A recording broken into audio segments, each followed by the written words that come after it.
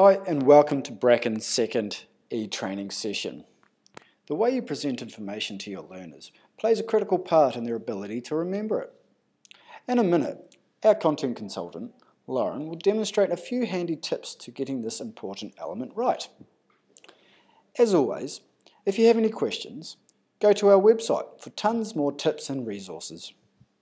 Thanks for watching.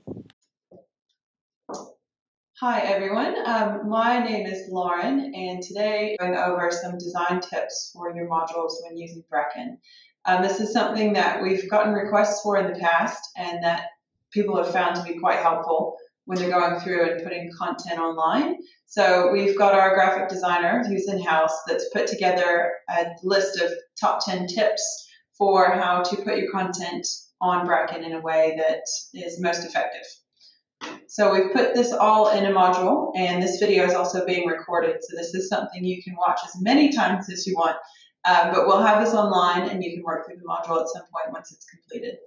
So starting off, we've got a nice intro screen, and this is something that's really important whenever you're putting information together. You want to have an intro screen that has a really nice title for whatever the module is called, along with the subtitle for whatever's included. So in this case, we've got designing your modules and then creating a great user experience in Bracken. Easy enough to set up.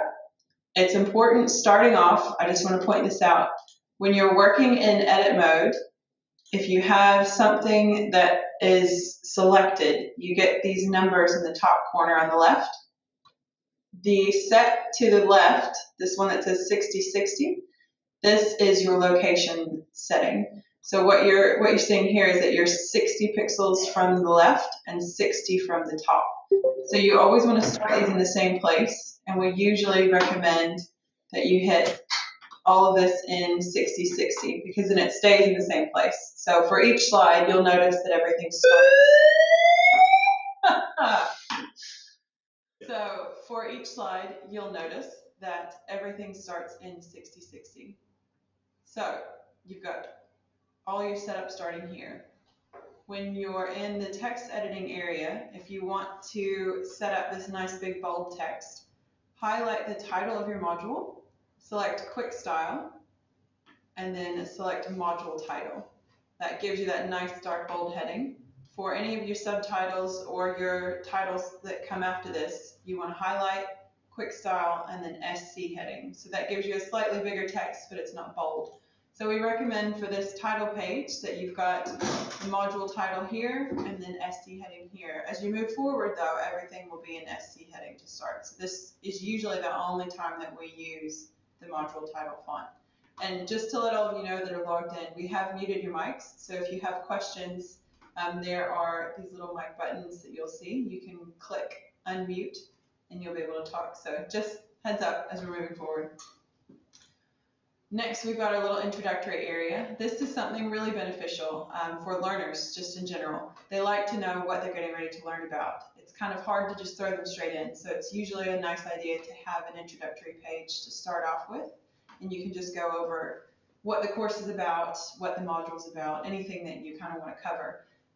In Polytech, we mention learner outcomes, so this can be what the learner should be able to understand or able to explain to someone else once they've finished with a module that they're working on.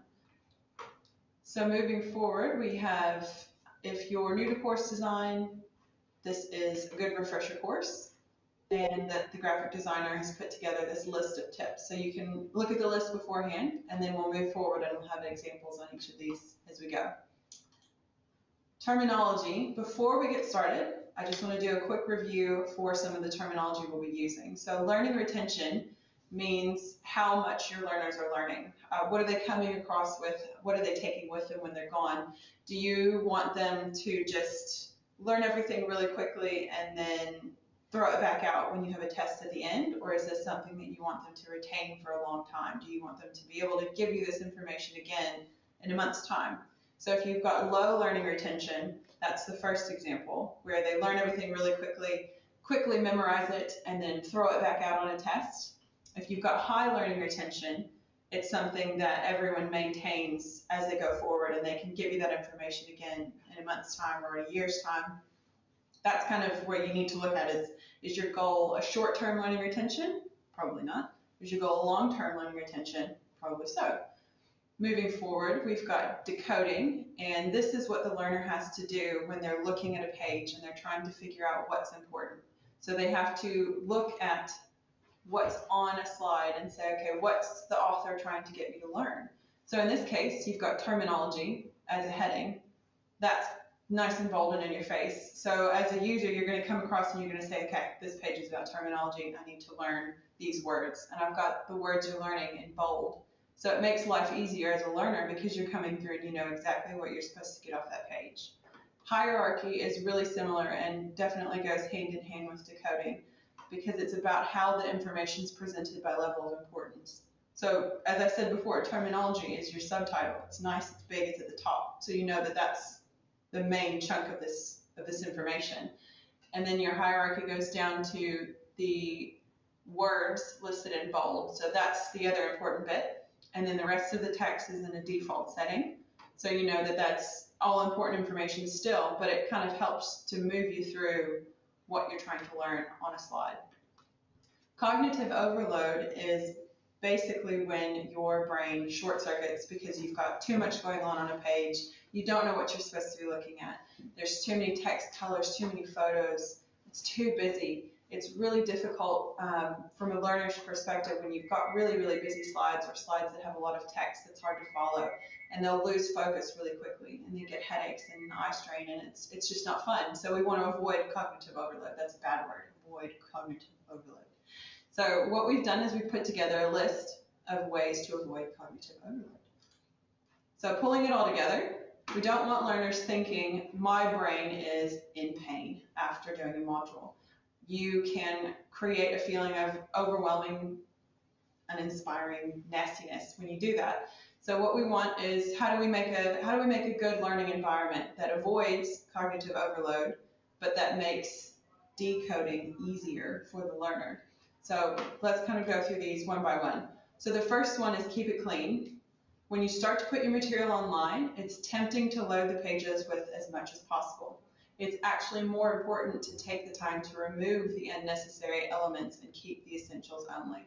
You'll find a lot of people do this with bullet points. You want to be careful with bullet points and make sure that you don't have 20 items listed out, but find the important things you're trying to get across on a slide. That's what you want to really be mentioning. If you've got additional information, then add it in, but know what you're trying to get across for each slide. If you feel like there's too much information coming across, there's nothing wrong with splitting it up over 2, 3, or 4 slides. Nothing wrong with that. It's important that if it doesn't directly add to the learning experience, just leave it out. So this is our opportunity as an author to decode the information for the learner, make their job easier.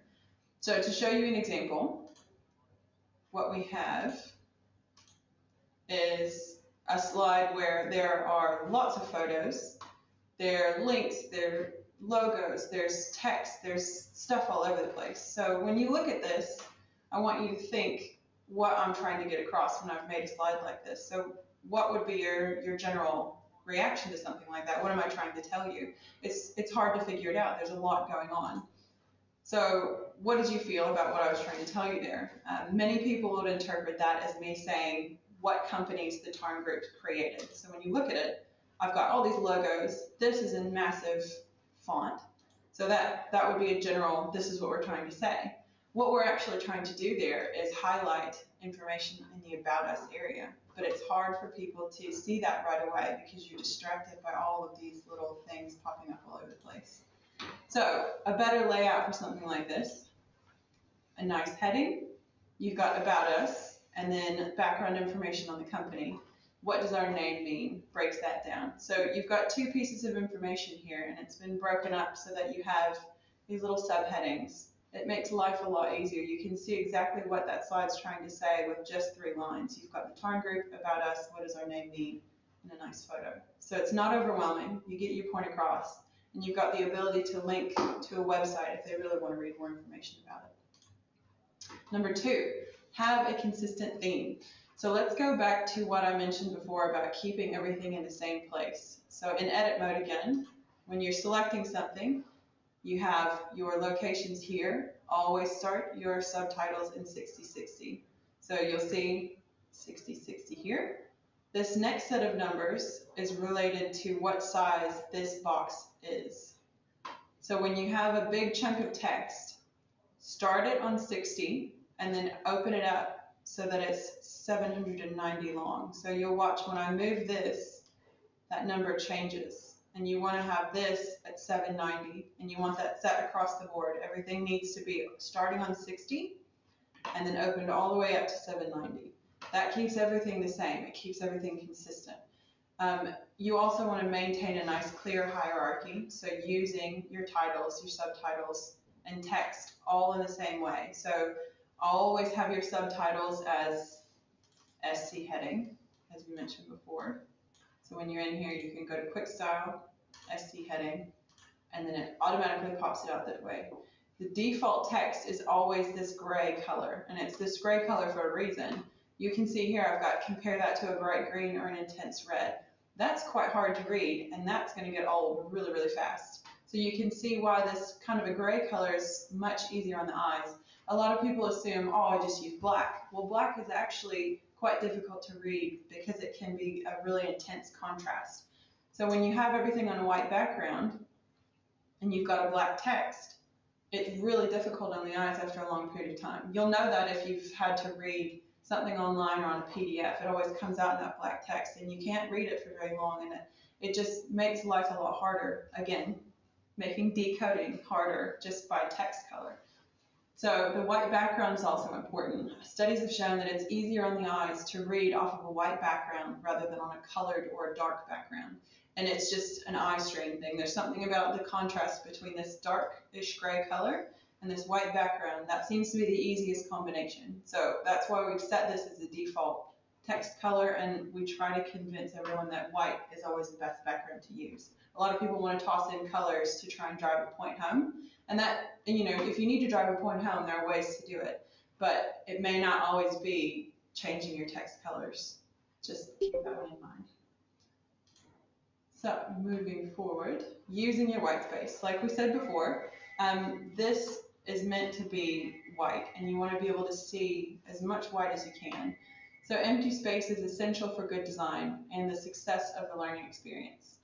A real case of less is more. The white spaces on the page allow the learner to see what the important information is and thereby decreases their cognitive load. So going back to this slide, not a lot of white space. You don't know where to send your eyes. Use the white space on the page to focus the eyes in. So you've got nice white areas here that kind of pull your eye directly to that text. You've got a lovely photo you can look at as well, but you're still focused on what this slide's actually saying. Here, too much to look at. Your eyes getting drawn all over the place. So use your white space. Limit the amount of text that you're using on a slide. I mentioned this before really shortly, but reading text online can be a really intense exercise. Keep your paragraphs to a size that are easily absorbed. Create breaks in the text where it seems logical. If there's a lot of supporting information you want them to read, you can always add a PDF with the full text that they can refer to read more of the key points.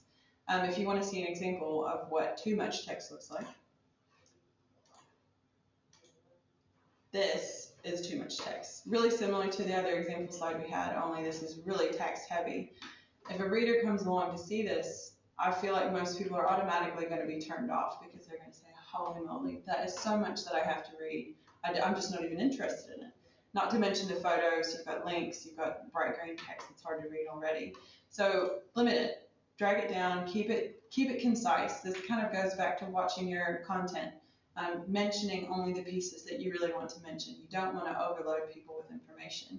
So just break it down. Look at what you're trying to tell someone with a slide. And if you've got a couple of key points, throw them in as bullet points, but don't have massive paragraphs if you can avoid it. Avoiding clutter. So too many text boxes on the screen, too many photos, links, random things all over the place. You want to be careful with that because it can create more distraction than value. Too many font types and colors will also create the same distraction. A lot of people like to use that nice bright red color to really drive a point home. Not only is that hard to read, but it's actually really distracting. So you kind of end up turning your reader off in the long run if you're using red constantly, because it loses its effect. So find different ways to highlight that information to them. Take advantage of your titles and subtitles. So title would be up here, a subtitle would be this little bit above a paragraph. It's important to keep titles short and informative. Have you ever gotten an email that has a massive subtitle line on it and you just don't want to read it anymore? I completely understand, I've been there. You want to keep it really concise. So look at the slide, sum it up, and stick it on the top. You'll notice for introduction, it always just says introduction. It doesn't say introduction to course blah, blah, blah, blah, blah. It just says introduction, because that's all that it is. This slide is just about taking advantage of titles and subtitles. So that's all that's up here. So you want to give them a clear idea of what to expect on a page. Again, simple and precise is the key in this area. Breaking things up can be difficult, but it's important when you're covering several important things on one page. If you're trying to avoid using bullet points, this is a nice way to do it and still drive home your information points. So really similar to the fixed slide up here. We had 2 points we were using. We have about us and we have what does our name mean. So you just have a nice little paragraph, and all that I've done here in edit, this text is just in bold, so it's the same default setting. It's just been highlighted and then placed in a bold setting. So that's all that it is, and that's a really easy way to make this information come across cleanly. So taking advantage of titles and subtitles, handy. You want to limit yourself when you're doing this to 2 to 3 chunks of important information per slide. If you find that you're mentioning more than 2 to 3 chunks of information, you need to break these slides up. So for example, on the fixed slide that we had up here, we've got just 2 chunks. 3 would mean too much text, so it would have to go to another page. If these pieces were a little bit shorter, say 1 sentence long, you could probably fit 3 in comfortably. But just kind of watch it, just step back and look at it, and does it feel overwhelming? If it does, find a way to break it up, not a problem. Moving on, we have proper image use. So this is a really important one. Images can speak 1,000 words, as the saying goes. But you also don't want to have overwhelming images, because that would mean you would have millions of words on a page, and we're avoiding that, guys. Remember, avoiding that. So your images need to be concise, and they need to add impact to the page instead of distraction. So they need to be of a suitable resolution. What that means is they need to be of good quality.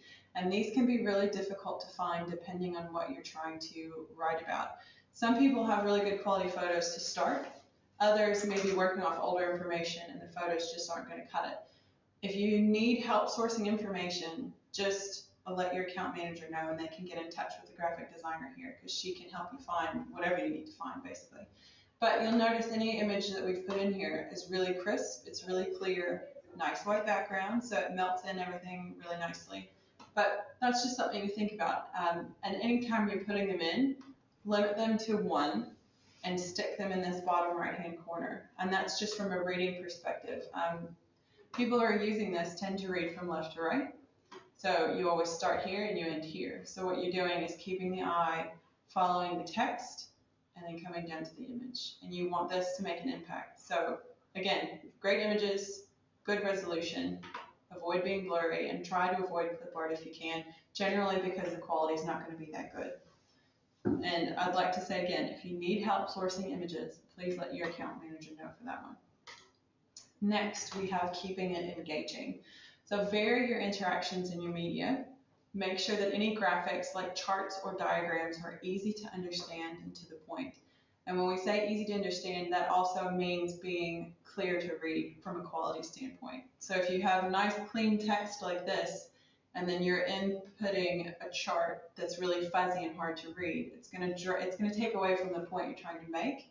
So if you can keep those elements really crisp and clean, it just makes everything a lot easier, and again, decreases the amount of decoding that your user has to do. But you want to be careful when you're doing that, that you're not overloading the page with too many elements. You want to make sure your materials are accurate, and I cannot stress this point enough. Your content needs to be reviewed by a content expert, so whoever's the person that knows the most about what you're trying to get across. You want to check for relevancy and accuracy. Learners will disengage from content if they believe it to be incorrect. It's really important to make sure that your information is current, correct, and doesn't conflict with other information you're giving your learners. For example, if you give out course notes but provide conflicting information in Bracken, your learners might lose faith in what you're trying to say and assume that you actually have no idea of what you're talking about. So just double check your information, make sure it's up to date. It's really easy to go back through and update this stuff. So it's not a problem if you feel like it's going to be updated again next year. It's quite all right. Just make sure that it's up to date now, and we can go back and fix it if it needs to be fixed later. That's very important. Now, number 10, being careful with your overall length. So I've mentioned before, if you've got really big slides and there's lots of text going on, to break them up and use multiple slides. And that's good, but you kind of have to have a nice balancing act, and you want to make sure that the module you're creating isn't massive overall. So you want to make sure the pathway length isn't too long first, so the main pathway itself, and that also the module length, so the actual module you're working in, is a manageable size. If it's unusually long from a module standpoint, you can actually let the learner know on the first slide or two. It can also be helpful to add a slide in the middle to encourage your readers to take a break, stretch, grab a cup of tea, rest their eyes a bit before continuing on. Just makes their life easier and helps them kind of reset their brains before they continue on. Most modules work best when they're kept under 25 to 30 slides. That being said, it's also dependent on the information that you're presenting and the audience that you're presenting it to. If, for example, you're presenting a module for a group of librarians, you could very easily increase your module's length, as your audience would be used to reading for long stretches of time. So you kind of have to keep that in mind. We might tell you 25 to 30.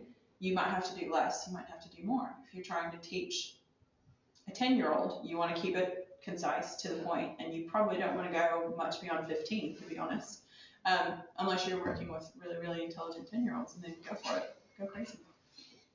So those are our top 10 tips. You've reached the end of this module. I will unmute the microphones so you can ask questions if you have any. And if you need me to go back to review something, feel free to ask. So microphones are unmuted. Backgrounds and themes, yeah. So a lot of people use PowerPoint to create these things initially, and then they end up transferring them over. And PowerPoint comes with lots of really exciting backgrounds, like blue wavy lines on the top and lots of images and stuff that you can chuck in. We tend to avoid them, and you'll find that if you're going through a PowerPoint, yes, it's nice because your background's usually the same all the way through, but it ends up being distracting from the overall content because it can be really difficult to read certain colors on a darker background or off of an image. They can be really handy if you're trying to drive a point home from an image standpoint, but generally you want to keep your background white and really just plain and straightforward. Does that make sense? Sound files, you can input those really easily. So there is this media section, and you've got audio options. So if you've got audio files that you want to insert, you can chuck them in the background. It depends on what you want to use. If you want something that comes on automatically, you want to give the user the ability to turn it off. I don't know about you, but I've logged onto websites sometimes, and they'll have background sounds or music going in the background, and I find it really distracting, and it just pulls away from what you're trying to get across. So if you have something that you want to play automatically, just make sure that the controls come up when you log onto the slide. If it's something that you just want as an option for them to play, you can input it wherever you want. I don't know if we've got any audio on this one that I can demo. But they just come up as just a little audio player. Oh, do I think voiceover? Yeah, I think the voiceover does add value. It depends on, again, what you're trying to get across. There are options depending on how your Bracken account's set up. There is the ability to come in and have a text-to-speech translation of sorts. If that's something you're interested in and you want more information on, just contact your account manager. But that is an option, and there are some people who do use it and find that it's really handy. So if you want a text-to-speech option, that is available. If you want voiceovers, again, you could just create the audio and then stick it kind of in the lower corner where they can click it if they want to click on it. And then Karen's asked a question, can you make buttons that link to other slides, making the function more similar to a website? Or like authoring tools. Yes, you can do that. It's actually similar to what I've done here with the Keep It Clean slide. So if you're working through this, I'll show you what this looks like. If you're working through this as a student, when you click next on this slide, you skip all three of these. What I've done is just created a little kind of a side loop. So if you want to see an example, you have to click here, and it brings you to the example slide. And then next will move you through and get you back on track. So the way that you do that is if you're on a slide and you want to direct them somewhere else, there's a little drop-down message area that says next page, and you've got multiple options here. You've got none, so that takes the next button away. Keep that in mind. Auto is what it's usually set on, and that just means it goes in order. If you want to have them skip slides, then you take them down to whichever slide you want them on. So in this case, I need them to go to page 9. So we click page 9, and it runs them down to this one. So we've skipped all three of these. And if they want to see these slides, they have to hit the click here button. Does that make sense?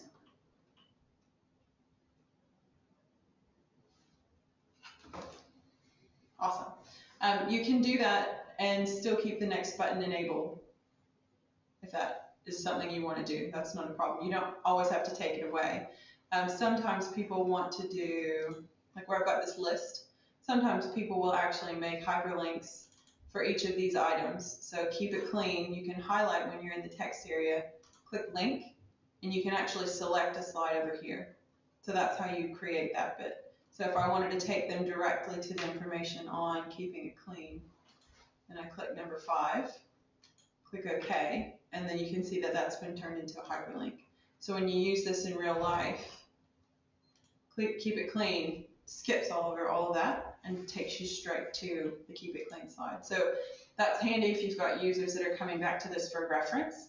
You can have a little introductory area that kind of goes over what's involved. You can link these to each part, and then they're automatically taken to that bit. So they don't have to click next, next, next until they get to what they want. So that's something that's handy if you're using this for reference as well as for learning. Any other questions? Very large video file. Yes, there are video uploaders that are available. You just need to get in touch with your account manager and we can see if we can get you a link to how that works. But basically all that you have to do is run it through the Bracken Video Uploader app and it sends it straight to your account. So what would happen is, say if I had one for this account, when I log back in as an author, you can go to Media, Video, and then it'll automatically populate here once it's been uploaded.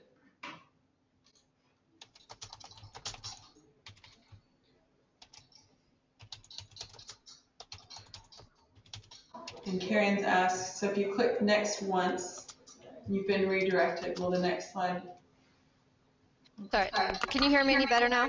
Yes, yes I can. Okay, great. I finally got my mic to work.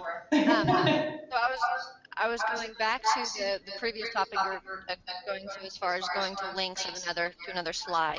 Yes. Once it goes to the other slide that was, say, back 10 slides, then once you click next, will it go back next from where you started, or the next where that slide was? It'll go from the next where that slide was. So for this one. Okay, great. Yeah, I mean, you can have it, if you're using it for reference, what I'd recommend is, in this circumstance, we've got Keep It Clean links to Keep It Clean. If you want to give them the ability to go back to home, what you could do is have a little, we could get a little button or something together that just says home. And when you click home, it automatically links them back here so they can kind of go back and forth that way.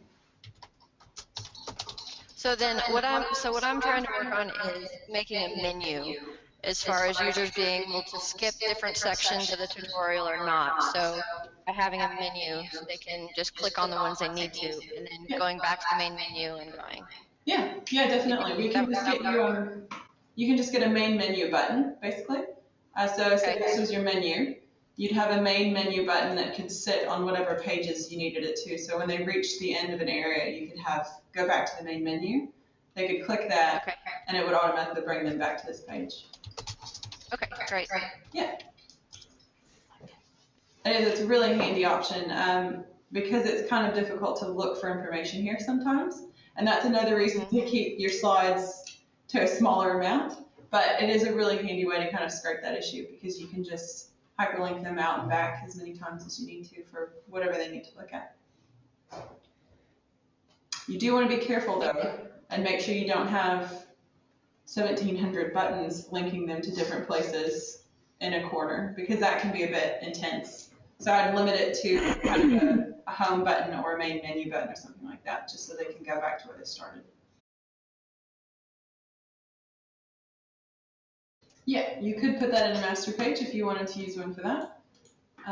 For example, if you didn't want to put one on every page, you could create a master page. But for those of you that don't know what a master page is, this is something that sits kind of in the background. And when you use it and apply it to all of the slides, it duplicates the information that you see on that slide. So let's say we wanted a main menu, like we were discussing before. And main menu needs to be linked to where you want them to go each time.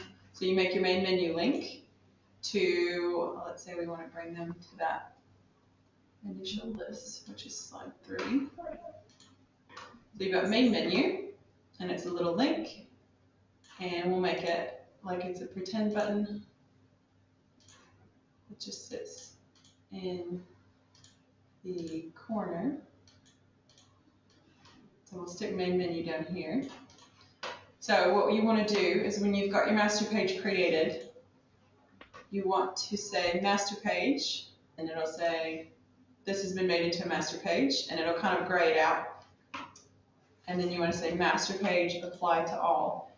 Really important to keep in mind that this duplicates on each page, so you have to be careful with how your information is put together, because it will lay on top of things. So for example, on the next bit that we have, you can't see the main menu link because this dog image is covering it up. So you kind of want to be careful where you're placing things on your master page, so you can move them around to a different place that you know will always be free. So when you're working in preview, what your user sees, they don't see the master page ever. All they see is whatever you've created for them to see. But the nice thing is that when you work through this, that main menu link is always there. So you don't always have to put it in, and it always stays in the same place. It kind of expedites what you're trying to do. So if you're bringing them back to the main menu time and time again, you can have keep it clean, main menu, back and forth as many times as you want.